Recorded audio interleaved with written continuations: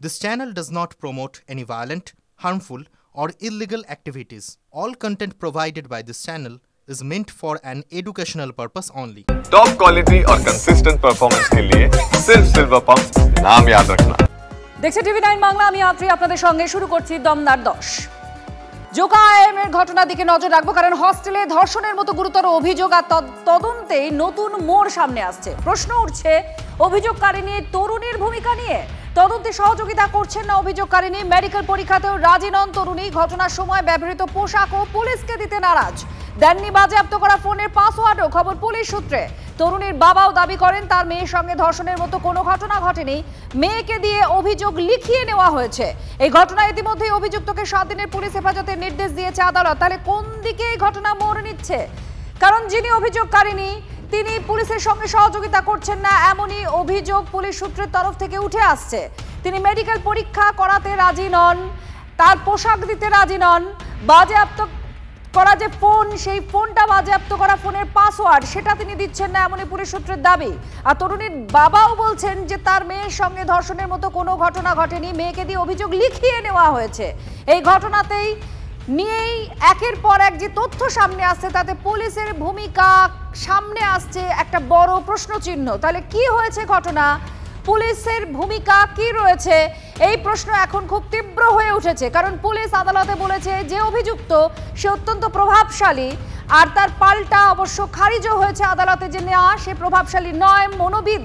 এই তরুণী নিজেই গিয়েছিলেন হস্টেলে। এই সমস্ত তথ্য আদালতের সামনে সওয়াল জবাবে উঠে এসেছে। আর তার মধ্যেই এই চাঞ্চল্যকর মোড়। তরুণীর বাবা তিনি বলছেন যে তার মেয়ের সঙ্গে ধর্ষণের মতো কোনো ঘটনা ঘটেনি, জোর করে অভিযোগ লিখিয়ে নেওয়া হয়েছে।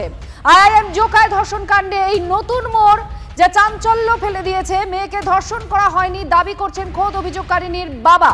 তার দাবি মেয়ে নিজেই তাকে বলেছে এরকম কোনো ঘটনা ঘটেনি। মেডিকেলের সময় পুলিশ তার মেয়েকে ধর্ষণের কথা বলতে বলেছিল। এইরকম মারাত্মক অভিযোগ আসছে তরুণীর বাবার কাছ থেকে। আমি মানে পুলিশকে বলি যে ওরা একটা অভিযোগের কথা বলেছে, কিন্তু আমার মেয়ের কাছে আমি যা জানলাম যে এরকম কোনো ঘটনাই বলছে ঘটেনি। তারপর কি বললো পুলিশ? বলছে আমি একটা এফআইআর করেছি, একটা ছেলেকে অ্যারেস্ট করেছি।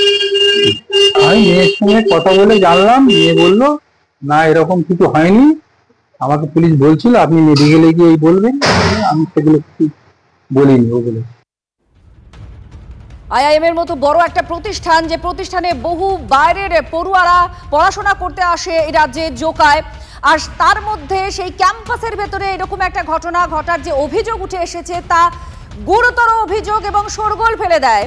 কংগ্রেসও পথে নেমে প্রতিবাদ করতে শুরু করে, কিন্তু মূল প্রশ্ন উঠছে এই সমস্ত দাবি থেকেই। অভিযোগকারিনীর বাবা বলছে তার মেয়েকে ধর্ষণ করা হয়নি, পুলিশ জোর করে লিখিয়ে নিয়েছে, এমনটাই অভিযোগ করা হচ্ছে।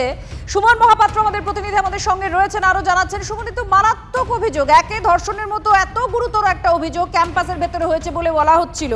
এখন তরুণী তিনি সহযোগিতা করছেন না বলে অভিযোগ উঠছে, তার বাবা বলছে ধর্ষণই হয়নি, পুলিশ জোর করে লিখিয়ে নিয়েছে।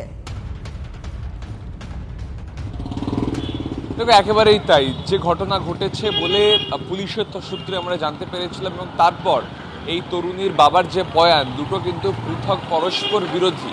এবং তুমি যদি দেখো পুলিশ যেভাবে তদন্ত প্রক্রিয়া শুরু করেছিল, পুলিশ আইআইএম ক্যালকাটা ক্যাম্পাসের সমস্ত সিসিটিভি ফুটেজ কালেক্ট করেছিল, তারা ডিরেক্টরের সঙ্গে কথা বলেছিল, এবং তার সঙ্গে সঙ্গে উচ্চপদস্থ বেশ কয়েকজন আধিকারিক এবং নিরাপত্তা রক্ষীদের সঙ্গে পুলিশ কথা বলে তদন্ত শুরু করেছিল। এবং তদন্তে যেটা জানা যাচ্ছিল যে এই তরুণী তিনি কিন্তু রেজিস্ট্রার খাতায় সই না করে হস্টেলে পর্যন্ত প্রবেশ করেন, এবং তারপর তাকে জল পিৎজা খাইয়ে আচ্ছন্ন করে ধর্ষণের মতো মারাত্মক ঘটনা ঘটে যায়। সেটাই তার কিন্তু অভিযোগপত্রে উল্লেখ করা রয়েছে। কিন্তু এখন কার্যত বলা চলে ইউটার্ন, নির্যাতিতার এবং তার বাবার দুই পক্ষেরই বক্তব্য যে এরকম কোনো ঘটনাই ঘটেনি। এক্ষেত্রে পুলিশের কাছে দুটো চ্যালেঞ্জ, এক ঘটনার সত্যতা প্রমাণ করা, দুই এই নির্যাতিতার বয়ানের পরিপ্রেক্ষিতে সার্কামস্ট্যান্সিয়াল এভিডেন্স পেশ করা। ইতিমধ্যেই পুলিশ মূল অভিযুক্তকে আটক করেছে, এবার দেখার তদন্ত কোন দিকে যায়। ধন্যবাদ সুমন মহাপাত্র আমাদের প্রতিনিধির সঙ্গে ছিলেন। আর এই পুরো যে দাবিগুলো করা হচ্ছে একের পর এক, এই দাবিতে কিন্তু পুলিশের ভূমিকা একটা বড় প্রশ্ন চিহ্নে সামনে দাঁড়িয়েছে, কারণ পুলিশ জোর করে লিখিয়ে নিয়েছে। এটা একটা মারাত্মক অভিযোগ করা হচ্ছে। আইআইএম একটা কেন্দ্রীয় প্রতিষ্ঠান, যে প্রতিষ্ঠানে সর্বভারতীয় স্তরে পরীক্ষা দেওয়ার পরেই এখানে ম্যানেজমেন্ট পড়ার জন্য ছেলেমেয়েরা আসেন, আর সেখানে এইরকম একটি ঘটনা অর্থাৎ ধর্ষণের মতো ঘটনা ঘটেছে হস্টেলের মধ্যে। সেই অভিযোগ অত্যন্ত গুরুতর। আর তার থেকেও বড় একটা প্রশ্ন তোলা হচ্ছে যখন নির্যাতিতা এবং তার বাবা বলছেন যে পুলিশ জোর করে লিখিয়ে নিয়েছে, ধর্ষণের মতো কোনো ঘটনা ঘটেনি। এবার মহেশতলায় সেখানে মাদ্রাসায় এক ছাত্রী শ্লীলতাহানির অভিযোগ উঠছে। লাইব্রেরিতেই দ্বাদশ শ্রেণীর ছাত্রী শ্লীলতাহানি হয়েছে, এমনই অভিযোগ শিক্ষকের বিরুদ্ধে। অভিযুক্ত শিক্ষক মতিউর রহমান, তাকে বেধড়ক মারধর করা হয়েছে এবং অভিযুক্তকে উদ্ধার করে হাসপাতালে নিয়েও যায় পুলিশ। লিখিত অভিযোগের ভিত্তিতে গ্রেফতার করা হয়েছে অভিযুক্ত শিক্ষককে। এবার মাদ্রাসার এই যে লাইব্রেরিতে এক শিক্ষককে, অভিযুক্ত সেই শিক্ষক, তাকে মারধর করা হয়েছে, শ্লীলতাহানির অভিযোগ করা হচ্ছে তার বিরুদ্ধে। মতিউর রহমান, তাকে বেধড়ক মারধর করা হয়েছে, তাকে হাসপাতালে নিয়ে যাওয়া হয়। মাদ্রাসায় ছাত্রী শ্লীলতাহানির অভিযোগ উঠছে। লাইব্রেরির ভেতরে দ্বাদশ শ্রেণীর ছাত্রী শ্লীলতাহানির অভিযোগ শিক্ষকের বিরুদ্ধে। অভিযুক্ত শিক্ষক মতিউর রহমান, তাকে বেধড়ক মারধর করা হয়, তারপর পুলিশ তাকে উদ্ধার করে, তাকে গ্রেফতারও করেছে পুলিশ।